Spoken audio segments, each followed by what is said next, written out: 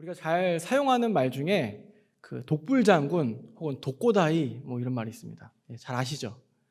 독불장군이나 독고다이라는 말은 보통 자기가 누리는 혜택들이 있는데 그 혜택들이 다 자기가 잘나서라고 하는 사람들, 그리고 또 자기가 갖고 있는 여러 가지 좋은 것들이 다 자기가 잘나서 또 누리는 것이라고 생각하는 사람들입니다. 그래서 한마디로 독불장군, 독고다이 이런 사람들은 자기 잘난 맛에 사는 사람들, 그리고 다른 사람들의 말을 잘 듣지 않는 사람들을 이렇게 우리가 표현할 때 그렇게 독불장군, 독고다이 이렇게 이야기합니다.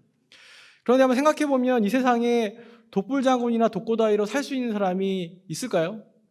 한 명도 없습니다. 이 세상에 혼자 잘나서 혼자만의 힘으로 살아갈 수 있는 사람은 그 누구도 없다는 겁니다. 오히려 모든 사람들은 어떻습니까? 다른 누군가의 노력과 다른 누군가의 희생을 통한 그 결과물들을 혜택으로 받고 누리며 살아가게 되는 게 바로 우리 모든 사람들의 모습입니다. 우리나라 역사만 봐도 어떻습니까? 죽음을 무릅쓰고 나라를 지키신 분들 때문에 지금 우리나라가 있습니다. 독립운동을 하신 분들이나 6.25 때 참전하셨던 그 용사들 때문에 또 그 희생으로 우리가 혜택을 받고 있고요. 또 4.19나 또 5.18과 같은 또 자신들의 삶을 희생해서 독재 정권에 맞서서 민주화 운동을 했던 그분들 때문에 지금 우리나라 어떻습니까? 세계 어느 나라와 견주어 봐도 자유가 보장된 민주주의 국가가 되었습니다. 그렇기 때문에 모든 사람들은 예외 없이 다른 사람들, 특히나 우리 앞선 세대들이 베풀어준 그 은혜를 입고 살아간다는 겁니다. 제가 지금 은혜라는 단어를 사용했습니다. 은혜. 은혜라는 단어는 내가 기여한 것이 없는데도 불구하고 누군가에 의해서 내가 어떤 혜택을 누리게 되었을 때 그것을 우리가 은혜라고 말합니다. 그래서 우리나라 전래 동화에도 보면 이런 이야기들이 있습니다. 은혜를 갚은 까치, 은혜를 갚은 개, 이런 내용들이 있다는 거죠. 그런데 은혜라는 이 단어를, 이 은혜라는 말을 가장 많이 사용하는 사람들이 있습니다. 그게 누굴까요? 누군 것 같습니까? 이게 바로 지금 말씀하신 분 계신데 우리 그리스도인들이 사실 그 누구보다 은혜라는 말을 굉장히 많이 사용합니다. 왜냐하면 기독교에서는 가장 중요한 구원을 은혜를 통해 받는다라고 하기 때문입니다. 그리고 또 우리는 어떻습니까? 우리 모든 것이 다 하나님의 은혜다라고 고백을 하죠. 그래서 우리가 즐겨 부르는 찬양 중에 또 오늘도 우리가 함께 프레이즈 찬양단과 찬양했지만 그 찬양의 가사들을 보면 어떤 단어가 많이 나옵니까? 이 은혜라는 말이 굉장히 많이 나옵니다. 또 맨날 우리끼리도 무슨 말 합니까? 오늘 은혜 받았어요. 은혜 충만하세요. 이런 얘기 많이 하지 않습니까? 교회 안에 그래서 이 은혜라는 이름도 많습니다. 우리 교회에도 은혜라는 이름이 몇 명 있는 거 아시죠? 예. 또 은혜라는 이름은 아니어도 이 은혜 은자가 들어간 이름이 교회에 엄청 많습니다. 하은이, 예은이, 성은이, 주은이는 기본이고요. 예. 많죠. 그리고 저도 개인적으로 이 은혜 은자를 굉장히 좋아해서 은혜라는 말을 좋아해서 저희 아이들의 이름을 지을 때도 은혜 은자를 넣어줬습니다. 그래서 지은 이름이 은혁이. 그래서 은혜로 빛나라. 은혜를 빛나라. 은혜로 빛나라는 뜻이고요. 은규, 이거는 은혜의 법대로 살아라. 이런 뜻으로 이름을 지었습니다. 아무튼 여기 계신 성도님들 중에서도 은혜 싫어하는 분 계십니까? 아마 한 분도 없을 겁니다. 어떤 분들은 그냥 하나님의 은혜, 예수님의 은혜라는 말만 들어도 어때요? 가슴이 뜨겁고 눈에 눈물이 고이고 이러지 않으십니까? 그렇다면 왜 기독교인들은 이 은혜라는 두 글자에 대해서 이렇게 감동을 받고 또 이렇게 열광을 하는 걸까요? 왜 은혜 없으면 살아갈 수 없습니다라고 고백을 하는 걸까요? 오늘 말씀을 통해서 우리가 그 이유를 한번 좀 나눠보려고 합니다. 먼저 오늘 말씀을 보시면 그런즉이라는 접속사로 시작을 합니다. 그런즉. 이 그런즉이라는 말은 사실 요즘은 잘 사용하지 않는 말인데 요즘 쓰는 말 비슷한 말로 바꾸면 그렇다면, 그러니까 이렇게 바꿀 수 있겠죠. 이 그런즉이라는 접속사가 주로 언제 쓰이냐면 앞에 했던 이야기들에 대해서 또 추가적인 이야기를 할 때나 앞에 있었던 이야기의 어떤 결과에 대해서 이야기할 때 이렇게 그런즉이라는 말을 쓴다는 거죠. 그래서 우리가 오늘 함께 읽은 본문 말씀을 잘 이해하기 위해서는 앞에 이 3장에 그 앞에 무슨 내용이 쓰여 있는지 좀 알아볼 필요가 있습니다. 로마서는 모든 내용이 다 유명합니다. 모든 내용이 다 유명하지만 특히 오늘 보면 바로 앞장인 이 3장은 굉장히 유명합니다. 이 3장에 보면 사도 바울이 뭐라고 얘기하냐면 헬라인이나 유대인이나 모든 사람들이 다 죄인이라고 얘기합니다. 이 죄인이라는 정체성에서 자유로울 수 있는 사람은 그 아무도 없다라고 이야기합니다. 그러면서 3장 21절에 보시면 이제는 이라고 말을 시작합니다. 이제는. 사실 우리나라 말에는 이제는만 돼 있지만 이렇게 원어나 영어 성경에는 그러나 이제는 이라고 시작합니다. 그러나 이제는. 그러나 이제는 은혜의 복음에 대해서 이야기하면서 그러나 이제는 율법 외에 하나님의 한 의가 나타났다라고 이렇게 선포합니다. 그러면서 이어지는 말씀이 정말 기가 막힌 말씀이 나옵니다. 로마서 3장 23절과 24절 말씀을 한번 우리 화면을 보시면서 로마서 3장 23절과 24절 말씀을 한번 같이 읽겠습니다. 모든 사람이 죄를 범하였음에 하나님의 영광에 이르지 못하더니 그리스도 예수 안에 있는 성령으로 말미암아 하나님의 은혜로 값없이 의롭다 하심을 얻은 자 되었느니라. 아멘. 예, 아멘이 저절로 나오는 말씀 아닙니까? 이 말씀 사실 이 두 절만 같이 지금 그냥 여러 번 함께 읽고 그냥 묵상해도 사실 웬만한 설교보다 훨씬 더 낫습니다. 더 은혜가 됩니다. 다른 말이 필요 없습니다. 그냥 이 말씀 보면서 묵상하는 것만 해도 은혜가 됩니다. 그래서 그냥 이 말씀 띄워놓고 한 5분쯤 시간 보내면 좋을 것 같은데 그러면 안 되니까 묵상은 또 각자가 또 집에 가서 한번 하시면 좋을 것 같고요. 아무튼 사도 바울은 이렇게 예수 그리스도를 통한 은혜의 복음을 이야기합니다. 그리고 나서 3장 후반부에 보면 율법이 아니라 믿음을 통해서 의롭게 된다라고 선포합니다. 그리고 나서 바로 오늘 본 말씀 4장이 이어집니다. 은혜의 복음으로 믿음으로 의롭게 되는데 그렇다면 그러니까 이렇게 말씀이 이어지는 겁니다. 조금 쉽게 다시 정리를 해보면 사도 바울은 3장에서 분명히 기록하기를 모든 사람이 다 죄인이고 의롭게 되기 위해서는 은혜의 복음을 믿음으로만 가능하다라고 이야기합니다. 그리고 나서 그렇다면 아브라함은 어땠냐라고 이 이야기를 이어가는 겁니다. 이해가 되십니까? 3장과 4장이 이렇게 흘러가고 있습니다. 방금 말씀드린 것처럼 오늘 본 말씀에는 아브라함이 등장합니다. 무엇보다 아브라함이 어떻게 의롭게 되었는지에 대해서 이야기하고 있습니다. 아브라함도 죄인이죠. 아브라함이 아무리 훌륭하다 할지라도 우리가 아브라함을 아무리 존경한다 할지라도 아브라함 역시 죄인의 범주에서 벗어날 수 없습니다.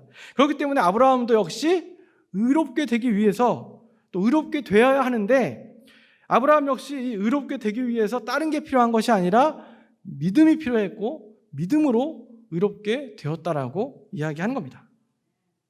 오늘 2장 2절과 3절 말씀에 바로 아브라함에 대해서 이야기가 나오는데요. 2절과 3절 말씀을 한번 띄워주시면 또 함께 한번 읽어보겠습니다. 2절과 3절입니다. 시작. 만일 아브라함이 행위로서 의롭다 하심을 받았으면 자랑할 것이 있으려니와 하나님 앞에서는 없느니라. 성경이 무엇을 말하느냐? 아브라함이 하나님을 믿음에 그것이 그에게 의로 여겨진 바 되었느니라. 아멘.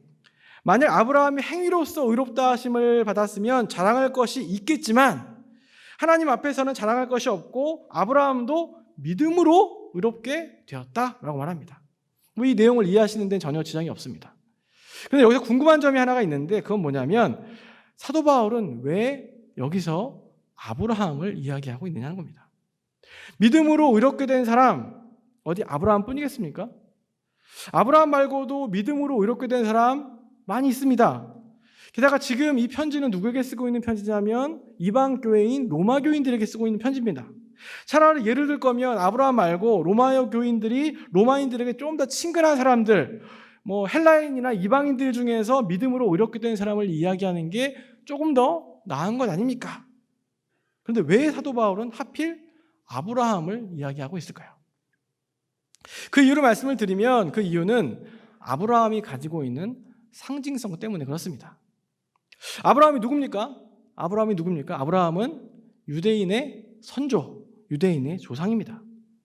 무엇보다 아브라함으로부터 시작해서 하나님의 언약이 시작되었습니다. 하나님의 언약이 아브라함과 하나님께서 언약을 맺음을 통해서 유대인들에게 전해진 거죠. 그렇기 때문에 이 로마 교인들에게 아브라함을 믿음으로 의롭게 된 대표적인 사람으로 언급했다는 건 뭐냐면, 그리스도인이 되는 것, 예수 그리스도를 믿고 그리스도인이 되는 것은 단순한 회심의 의미일 뿐 아니라 아브라함의 자손이 되는 것이라는 것을 의미했다는 겁니다. 다시 말하면 하나님께서 아브라함과 맺으셨던 그 언약의 수혜자가 되는 것이 또한 그리스도인이 되었을 때 우리의 모습이라는 겁니다. 그렇기 때문에 본문은 아니지만 4장 16절 하반부에 보시면 이런 말씀이 나옵니다. 아브라함은 우리 모든 사람의 조상이라 기록된 바 내가 너를 많은 민족의 조상으로 세웠다 하심과 같으니라, 이렇게 되어 있습니다.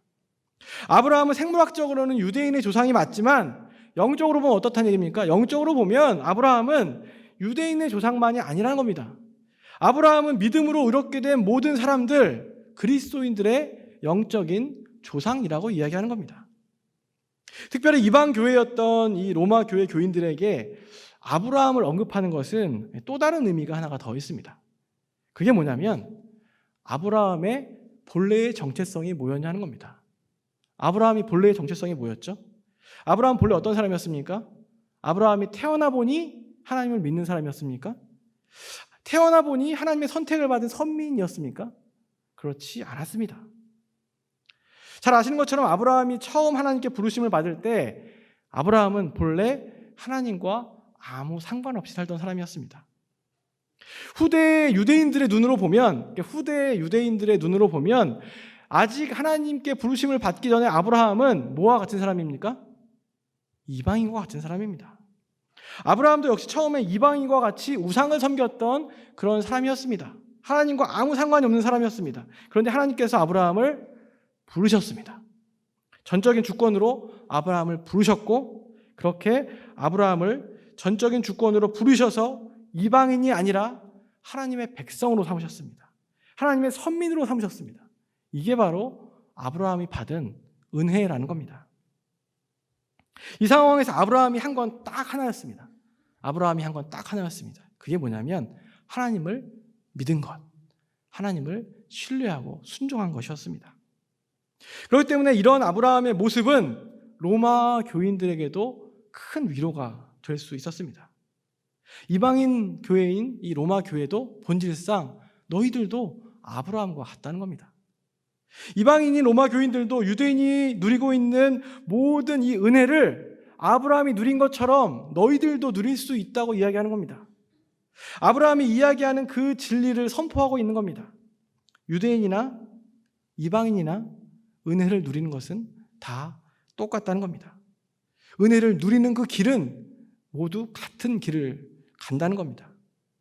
이 놀라운 은혜는 아브라함이나 로마 교인들이나 또한 지금 우리들에게도 마찬가지입니다. 우리들 역시 하나님을 믿고 신뢰하고 그 말씀에 순종하며 살면 아브라함이 받은 은혜, 아브라함에게 말씀하신 그 언약의 수혜자가 바로 우리들도 될 수 있다는 겁니다.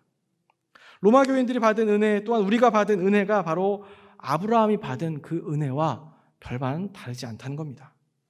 이 놀라운 사실을 또한 우리가 이 시간 기억하며 또 감사할 수 있기를 바랍니다. 이어서 4절부터 8절까지의 말씀을 보시면 오늘 설교의 제목인 은혜와 보수에 대한 얘기가 나오는데요. 먼저 간단히 말씀을 드리면 일하는 자에게는 그 싹이 은혜로 여겨지지 않고 보수로 여겨진다. 어떻습니까? 혹시 이해가 안 되는 분 계십니까? 이 말이?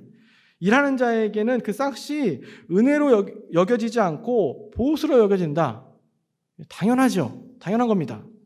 내가 열심히 일한 것에 대한 대가를 돈으로 받았다면 그건 은혜가 아니라 내가 받아야 할 당연한 보수입니다. 특히 우리 지금 살아가는 사회처럼 자본주의 사회에서는 보수를 받는 것은 너무나 당연합니다. 일했으면 일한 것에 대한 정당한 대가를 받아야 합니다. 반대로 일하지 않으면 또 어떻게 됩니까? 일하지 않으면 보수를 받을 수 없습니다. 이게 아주 이게 상식적이고 일반적인 논리죠. 그렇다면 사도 바울 당시에 그 사회는 어땠을까요? 2000년 전 사도 바울 그 당시의 사회는 어땠을까요? 그 당시는 정당한 보수를 받는 그런 사회였을까요? 정당한 보수를 받는 그런 사회가 아니었다는 겁니다. 고대 사회에는 로마뿐 아니라 그 어느 나라도 그리 정당한 사회가 아니었습니다. 우리가 지금 우리 사회도 완벽하게 정당한 건 아니지만 지금보다 훨씬 더 정당하지 않은 사회였습니다. 내가 일한 만큼의 정당한 보수만 받아도 사실은 좋은 사회라고 할 수 있습니다. 그런데 오늘 바로 이어지는 말씀에 보면 좀 다른 내용을 이야기하고 있습니다. 뭐라고 나오냐면 일하지 않는 경건하지 않은 자라도 믿음으로 의롭게 여기시는 분이 계시다는 겁니다. 어떻게 생각하십니까? 일하지 않은 경건하지 않은 자라도 믿음으로 의롭게 여기시는 분이 계시다. 믿음으로 의롭게 된다는 거죠. 일하지 않았는데, 경건하지 않은데 정당한 일입니까, 여러분? 정당할까요? 신학적인 의미는 뒤로 하고 단순히 내용적으로만 보면 사실은 말이 안 되는 내용입니다. 놀라운 건 뭐냐면 이 은혜를 저와 여러분들이 받았다는 겁니다. 물론 지금 우리야 사도 바울이 하고 있는 이 이야기가 어떤 의미로 쓰여졌는지 다 어느 정도 이해는 다 하실 겁니다. 그래서 고개를 끄덕이고 또 수긍할 수도 있습니다. 그러나 오래전에 그 당시의 사람들이 이야기를 들었을 때, 그 당시에 사람들이 이야기를 들었을 때 어땠을까요? 일한 사람에게 그 일한 것에 대한 정당한 보수를 주라고 해도 그 당시는 그게 정당하지 않을 수 있는 사회였습니다. 일한 사람에게 정당한 보수를 주는 것도 주기 싫어하는 사회였습니다. 내가 조금 더 부려먹은 다음에 그 보수만큼 원래 줘야 할 보수보다 적게 주는 것이 나에게 유익이라고 생각했던 그런 사회였습니다. 그런데 오늘 말씀해 보면 일도 안 했는데 믿음으로 의롭다고 선포하신다는 겁니다. 경건하지 않은데 믿음으로 의롭다고 선포하신다는 겁니다. 사도 바울이 지금 이야기하는 것은 단순히 보수의 차원을 이야기하는 것이 아니라 바로 은혜의 차원을 이야기하고 있는 겁니다. 당시 사실은 이 사도 바울이 이야기하고 있는 이야기는 당시 사회에서는 거의 혁명에 가까운 이야기였습니다. 그런데 이 혁명에 가까운 선포가 바로 다시 말씀드리지만 저와 여러분들이 받은 은혜라는 겁니다. 이어지는 말씀에 보면 사도 바울은 다윗의 시편을 인용하고 있는데요. 조금 전까지 말씀드린 이 내용에 대해서 이 다윗의 시를 인용하면서 예로 들고 있는 건데 이 시편 32편에 나오는 건데 내용상으로는 좀 비슷합니다. 제가 7절과 8절을 제가 다시 한번 읽겠습니다. 불법이 사함을 받고 죄가 가리워짐을 받는 사람들은 복이 있고 주께서 그 죄를 인정하지 아니하실 사람은 복이 있도다 함과 같으니라. 아멘. 일하지 않은 경건하지 않은 사람을 믿음으로 의롭다고 하신 것도 놀라운 말씀인데 이 다윗의 시편에서 뭐라고 얘기하고 있냐면 불법을 용서받고 죄가 가리워진 사람, 그 죄를 하나님이 인정하지 않은 사람을 향해서 뭐라고 말합니까? 복되다라고 이렇게 노래하고 있는 겁니다. 여러분들이 이 다윗의 시편을 어떻게 생각하십니까? 죄를 지은 사람을 용서해주고 하나님이 죄에 대해 묻지 않는데 그게 복이랍니다. 상식적으로 어떻습니까? 죄를 지었으면 어떻게 됩니까? 죄를 지었으면 그 죄에 대한 대가를 받아야죠. 무슨 죄를 지었는지 낱낱이 밝혀야죠. 그리고 그 벌에 대한 심판을 받아야죠. 그래야지 더 정의로운 사회가 되는 것이고 그게 정당한 거 아닙니까? 우리 사회에서는 그게 맞는 말이죠. 그 죄에 대해 철저하게 밝히고 대가를 치르는 것이 당연히 우리 사회에서는 정당한 일입니다. 그런데 그렇게 하지 않고 죄가 가리워지고 하나님이 그 죄를 인정하지 않는 사람이 복되다라고 이야기하고 있습니다. 그런데 이 놀라운 복을 또 누가 받았느냐? 바로 저와 여러분들이 받았다는 겁니다. 근데 이 시간에 높아심에서 혹시나 말씀드리는데 그렇다고 우리가 죄를 막 지어도 된다는 얘기입니까? 그런 거 아닙니다. 혹시 세상에서 사람들 막 괴롭히고 나쁜 짓을 막 하고 죄를 지었는데 하나님은 다 용서해 주시고 재판도 안 하고 벌도 안 주시고 다 용서해 주시고 풀어주신다 이런 말 아닙니다. 죄를 지었으면 그 죄에 대한 대가를 치르는 것이 당연한 겁니다. 다 용서해 주시니까 죄를 지어도 돼 그렇게 생각하면 이 성경 말씀을 완전히 왜곡하고 잘못 해석하는 겁니다. 하나님의 의도와 상관이 없이 성경을 풀면 안 된다는 거죠. 중요한 건 뭐냐면 여기서 사도 바울이 이 다윗의 시편을 통해서 다시 한번 이야기하고 싶은 게 뭐냐면 하나님이 베풀어 주신 그 은혜가 무엇인지를 알려주는 겁니다. 무엇보다 우리들이, 저와 여러분들이 받은 그 은혜가 얼마나 말도 안 되는 것이고 얼마나 놀랍고 얼마나 큰 것인지를 지금 잘 보라고 이야기하는 겁니다. 이런 말도 안 되는 은혜를 베풀기 위해서 하나님께서 우리에게 주신 많은 은혜들, 예수님께서 우리에게 이 은혜를 주시기 위해서 하신 놀라운 일들, 그 일들을, 그 사실들을 잊지 말라는 겁니다. 제가 설교 서두에 왜 우리들 그리스도인들이 은혜에 감동을 받고 열광하느냐라고 질문을 드렸습니다. 왜 그리스도인들이 은혜에 감동하고 은혜에 열광하겠습니까? 한마디로 말하면 그 이유는 말이 안 되기 때문입니다. 일반적인 논리로는 도저히 설명이 불가능하기 때문에 이 말도 안 되는 이 은혜, 근데 이 말도 안 되는 은혜를 내가 받았기 때문에, 바로 내가 받았기 때문에 그 은혜에 감동하는 것이고 그 은혜에 열광하는 것입니다. 우리 사랑하는 성도 여러분, 절대로 이 사실을 잊지 마시기를 바랍니다. 이 은혜를 잊으면 안 됩니다. 지금 내가 여기에 있는 은혜, 도저히 받을 수 없는 그 은혜, 내가 받는 게 말이 안 되는 그 은혜, 그게 바로 나한테 믿음 하나 보시고 하나님이 선물로 주셨다는 겁니다. 이제 이어서 우리가 아브라함이 나왔기 때문에 아브라함의 믿음에 대해서 조금 더 살펴보고 말씀을 마치려고 하는데요. 우리는 아브라함의 믿음에 대해서 이야기를 많이 합니다. 아브라함이 믿음의 조상이라고 얘기하죠. 믿음의 조상. 앞서 말씀드린 대로 아브라함은 그 믿음으로 의롭게 된 대표적인 사람으로 이 사도 바울이 예를 들었습니다. 그렇다면 우리가 기억해야 할 아브라함의 믿음은 구체적으로 어떤 모습이었을까? 아브라함이 어떤 모습으로 하나님을 믿었을까? 그거를 간단하게 좀 나누려고 하는데요. 무엇보다 아브라함의 믿음을 한마디로 얘기하면 하나님을 향한 신뢰였다고 말할 수 있습니다. 아브라함은 예고 없이 자신의 삶과 자신의 가족들에게 찾아오신 여호와 하나님을 신뢰해야 했습니다.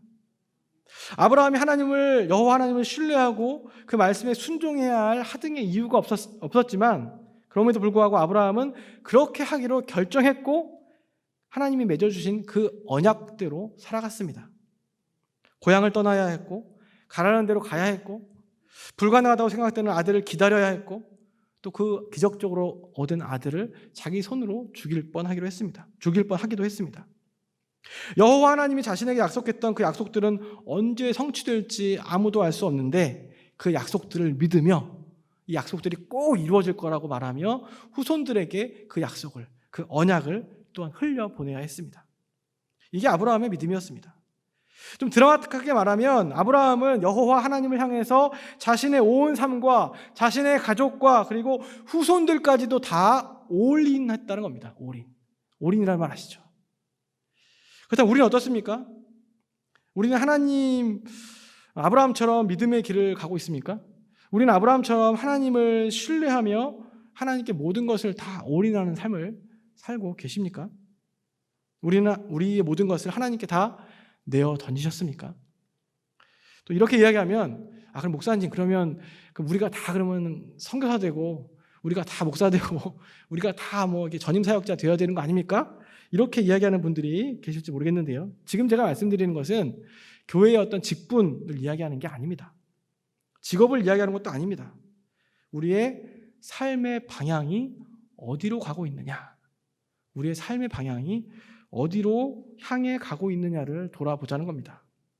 아브라함도 하나님께서 주신 하나님께 모든 것을 올인하고 내어 던졌지만 그렇다고 아브라함이 우리가 창세기를 보면 굉장히 독특하거나 특별한 삶을 산 것 같지는 않습니다. 여전히 자신에게 주어진 일상의 삶을 살았습니다. 가족들을 위해서 가족들을 위한 삶을 살았고 또 유목민으로서 목축을 하며 지냈습니다. 다시 말씀드리지만 중요한 건 뭐냐면 내 삶의 방향이 어디로 가고 있느냐, 무엇보다 내 삶의 방향키를 또한 누가 쥐고 있느냐, 우리의 가정은 누구를 주인으로 삼고 있느냐, 그 문제라는 겁니다. 앞서 사도 바울은 아브라함의 행위가 아니라 믿음으로 의롭다함을 얻은 대표적인 사람이라고 예를 들었다고 말씀을 들었습니다.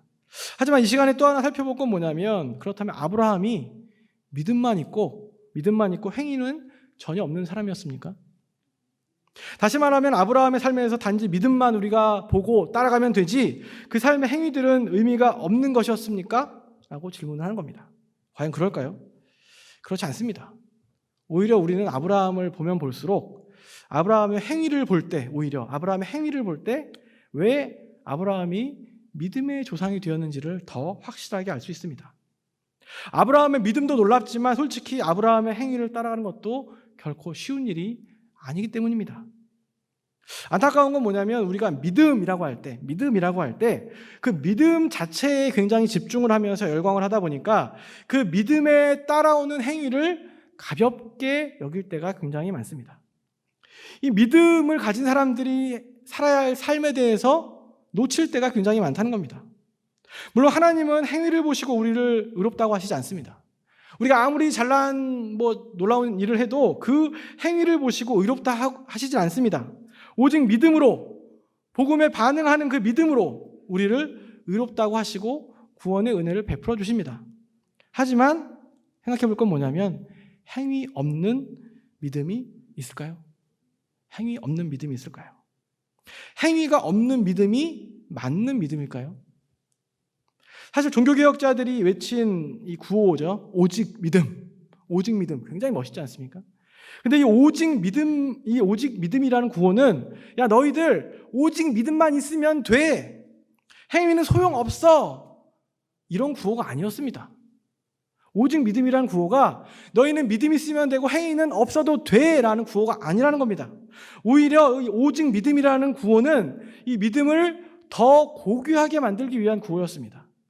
믿음이 얼마나 중요한지를 알려주기 위한 구호가 오직 믿음이라는 구호였습니다.